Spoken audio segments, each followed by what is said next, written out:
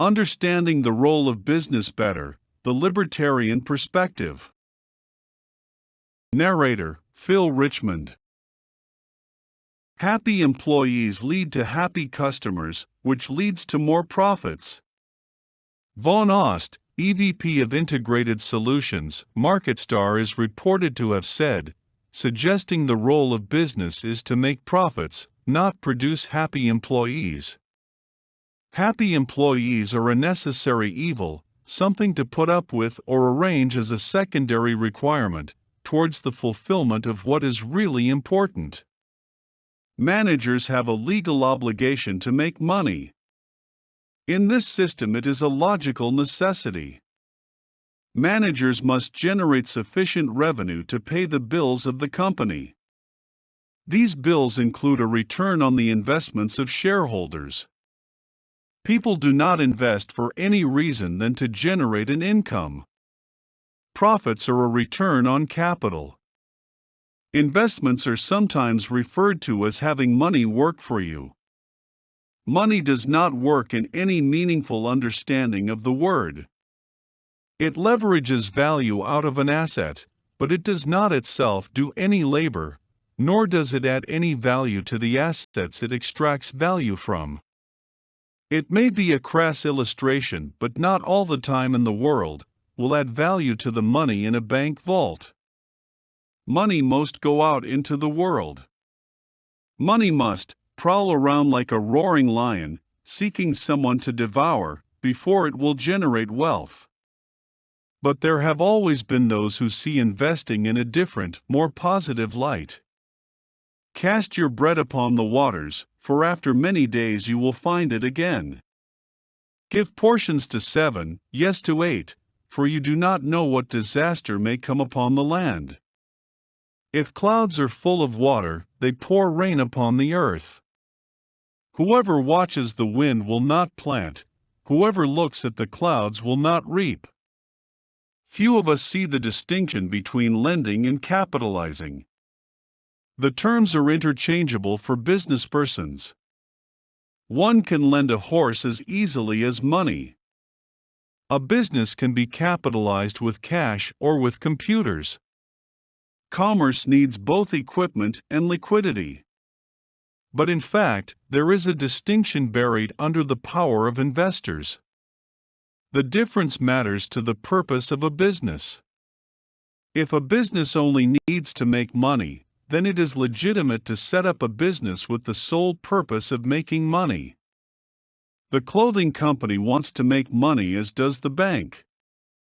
But the clothing company makes money indirectly, almost as a legal requirement, as a result of the manufacture of clothing. The bank makes money. Its product and profits are the same thing.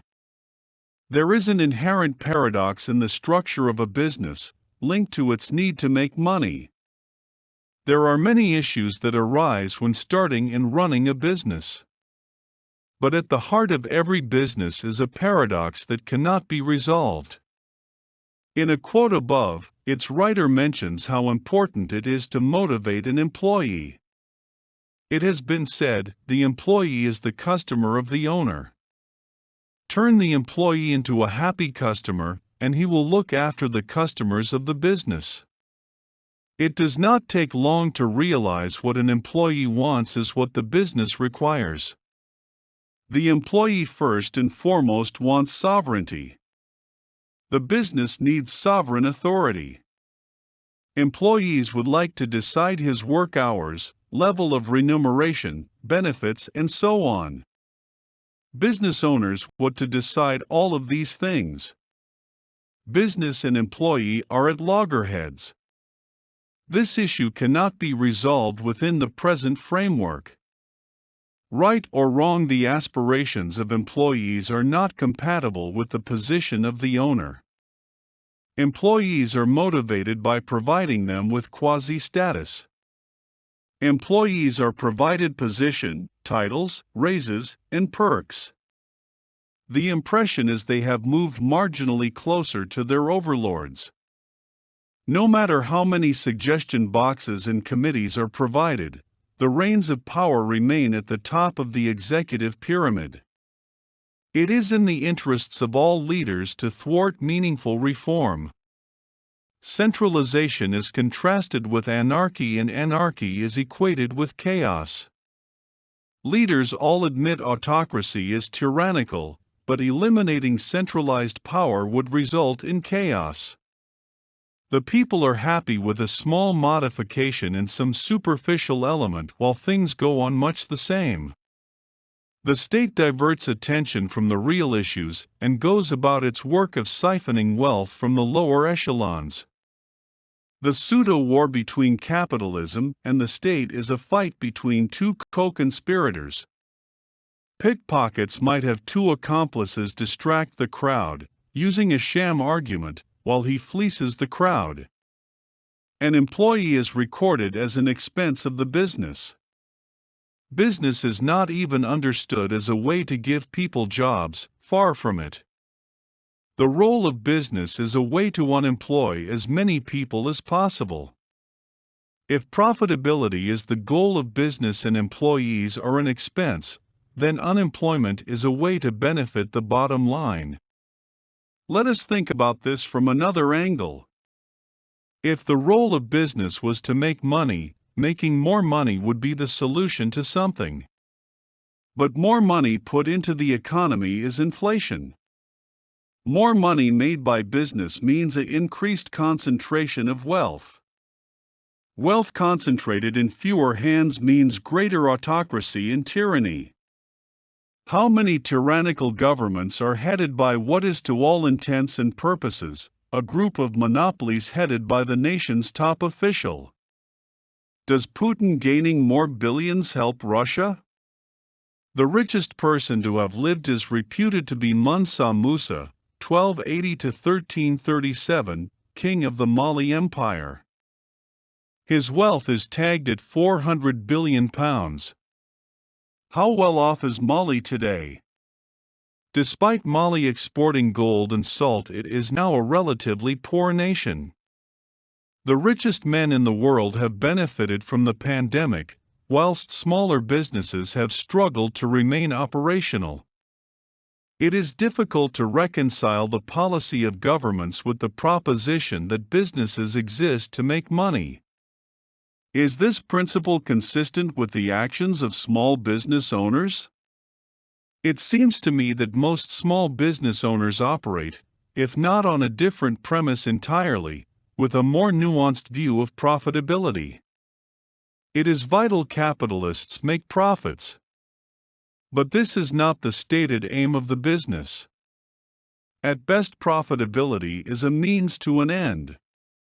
If businesses were not started solely to make profits and profitability is more of a necessary evil than the goal of business, we cannot honestly claim that the purpose of a business is to make money. In this system of things, it appears to be a common denominator of successful businesses, but it seems a mischaracterization to claim it is the raison d'etre of business. Perhaps seeing business as a way to make money tells us more about the one doing the analysis than about the one operating the business. The doctrine of profitability demoralizes and even dehumanizes business people. Humans do not look at other humans, especially those who are making their business work, as an expense. Nor do we think of our business as a machine for generating profits. We are told that if anything enters your business plan that interferes with your profitability, you have let yourself down. By not thinking of your fellow man as a means to an end, you are judged insufficient to hold the lofty position of business owner. It may be difficult to sacrifice yourself and everything to serve the bottom line of business, but anything less, and you fail capitalism and fail as an entrepreneur, and you have failed your community. What happens to the businessperson who does not immediately fire a worker who has become less effective with age? What happens when he or she fails to alter the components of a product because he or she feels this is not good for the customer, though it adds some costs to the bottom line? We may argue caring for the customer, the quality of one's products, and for the worker is really just a way to increase profits, as it may be. But that is not the point. The businessperson is not doing something solely to ensure greater profitability. More water is not being added to the mix because he or she has moral qualms about putting profits before people. That is the evil. What if business was not about profits? What if our instincts are right? What if profits were not the issue capitalist apologetic claim it to be? What if the role of business was to serve the community? What if business exists to make people into better citizens? What if business exists to humanize, civilize, and socialize? What if business was a social institution that exists to pursue a social purpose? What if, on the other hand, capitalism and communism were created to turn us into subjects? Such a scenario would mean there is a spiritual war going on. If our systems are turning us into subjects, there are two ways of seeing things. There are two perspectives. There is a way of doing business that is good, but there is also a way of doing business that is evil. These two ways are referred to elsewhere as the way of the flesh and the way of the spirit. In one way of doing business, people are viewed as a means to an end. In the other way of doing business, people are the purpose, people are the end. In the way of the spirit, business becomes a way for citizens to be better neighbors. A business is nothing more than neighbor helping neighbor spiritually mature. The way of the flesh and the way of the spirit means there are two types of persons, subject and citizen. There is a right and wrong and a way to divide one from the other tied to the two paths. It is wrong to make people into subjects. It is wrong for subjects to treat persons as a means to an end. When people become a means to an end, they become subjects, defined as people who are enslaved to a state. People are not the means to an end, even when the end is a more powerful state. This is fascism. To think man was created to have a spiritual existence, not a flesh one, means there is a truth that can only come from God. There is a meaning to life that only God can give. Life is not without meaning. Business is not without purpose. Our life has a purpose, and that purpose is intimately tied up in the nature of business. It is through business that man fulfills his or her purpose. We are to make citizens of subjects. Citizens free subjects from the authority and regulatory power of the state. Business is the vehicle through which mankind finds his spiritual freedom from the state. Profits are not needed for this.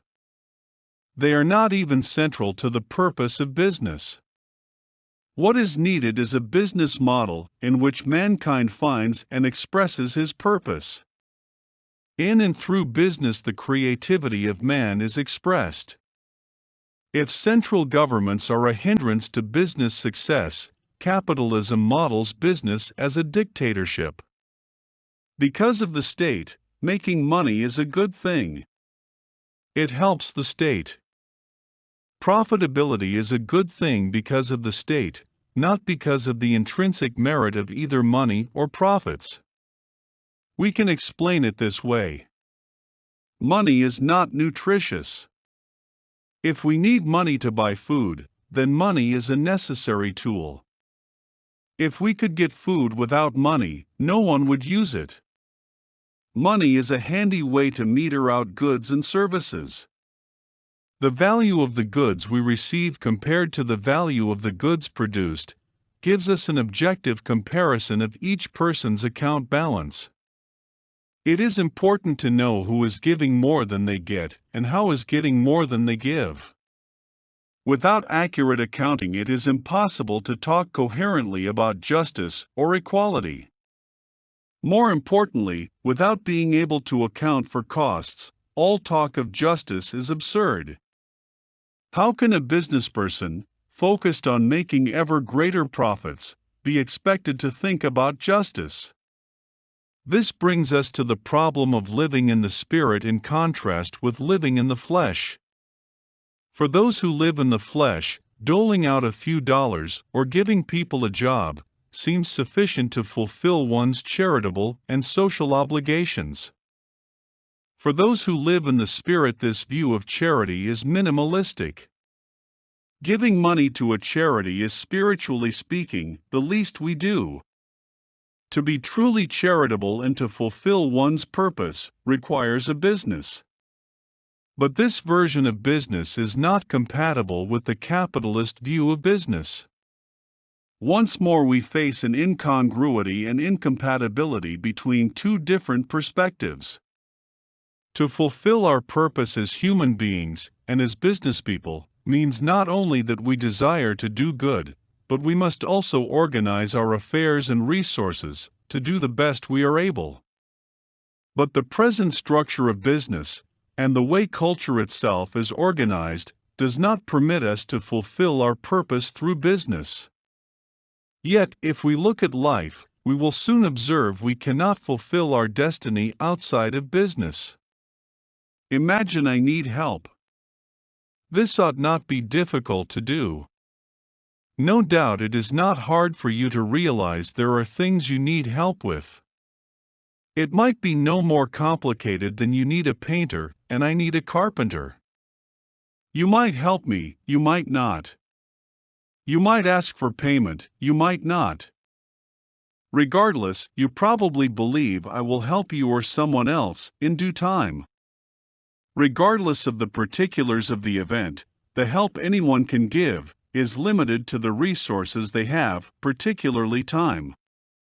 But regardless of this fact, the reality is even with limited resources and time, we each have particular skills that are rarely duplicated in our close acquaintances. Even the ability or willingness to shovel snow may be a skill in great demand among your neighbors. If just this skill was utilized by your neighbors, you might be able to build up a business over time. In a capitalist system, the capacity to build up a business is hampered by the income of your neighbors.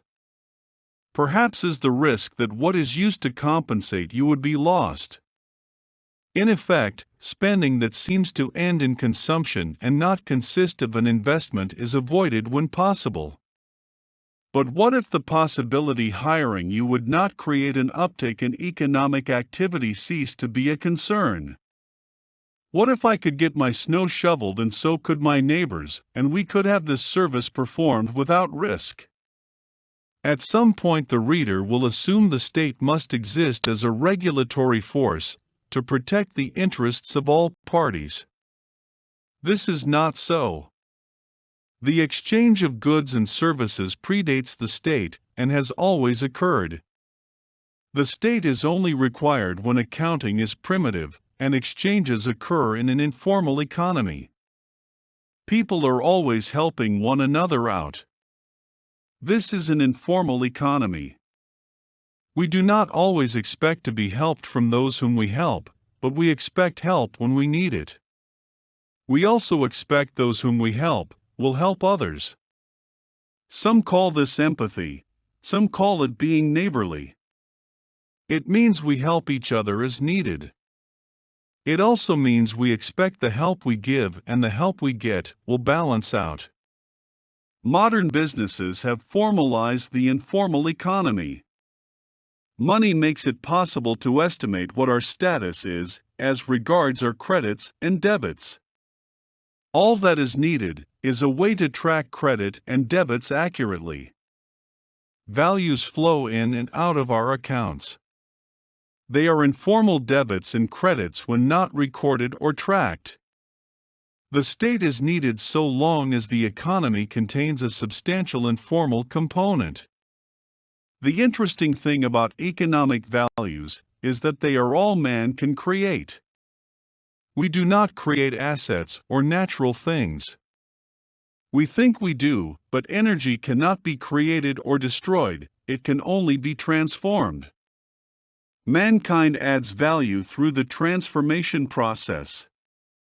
These values are necessarily economic in nature. We own the value added, not the substance modified. The value we add and the value we consume must be recorded in a formal way if we are to have a legitimate free market.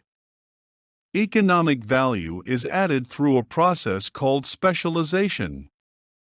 Very little in nature can be used as found. We are not like animals.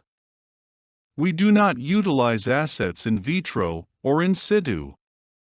What we use is assets that have been, to some extent, processed. Modifying assets to make them suitable for human use does not necessarily add value to them in the economic sense, however. If we all grow corn, we are not adding economic value to the corn. Economic value does not come from the processing. Economic value generally and economic development specifically flows from specialization. This is why specialization is economically so important. If what we do cannot be distinguished from what everyone else is doing, we are not adding economic value. Adding value is as much about doing what others cannot do or doing what others can do, but doing it faster and better, as it is about what is done. It is the level of demand our work generates that determines its value. This is important to understand. If we do not have the marketing or the exposure needed to generate demand, our work will not generate the value it could had it better exposure. A union, trade association, or professional accreditation association helps you to add value to your work. Remember, it is not what you do, it is the level of demand for what you do that is important.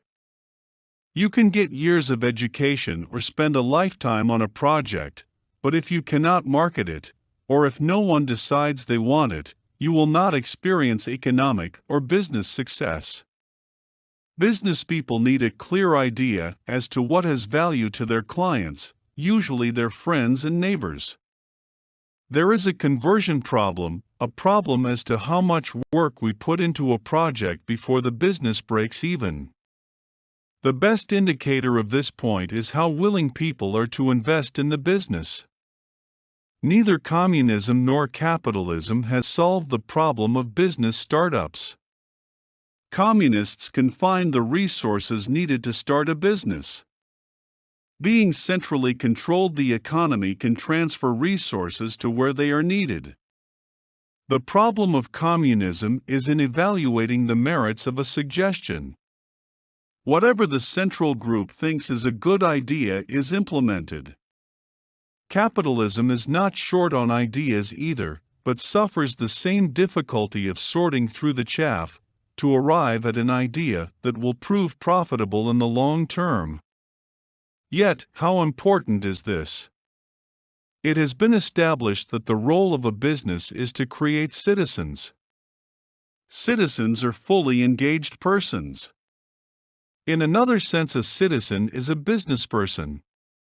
Citizens pay their own way. They are free persons, meaning they are free of oversight by the state. In short, a citizen has implemented the hallmarks of libertarianism.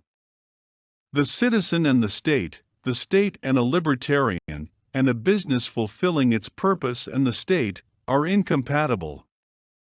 A citizen is a person accountable for his or her costs. How can a person be said to be accountable for that which cannot be measured? Citizen exchanges is a model of business that permits accountability. Citizens as an accountable person or a person governed by cash accounting pays for value received and receives credits for any value they produce. If you shovel a driveway for a friend, you are paid for the value you created. The person who creates value, you require the system of accounts that govern you to reflect the value created. If you create value, you have created a product or service and a sale that adds value to the business. This has to be recognized in the accounting of the jurisdiction one is in. Any value you create is considered a sale. It is by performing work that citizens add value to their political jurisdiction and gives you income. A business then is simply a set of accounts. Indeed, the business is defined by its accounting. The role of business is to record precisely and honestly all credits and debits. If it does not or cannot provide proper accounting for its clients and owners, it is not a legitimate business.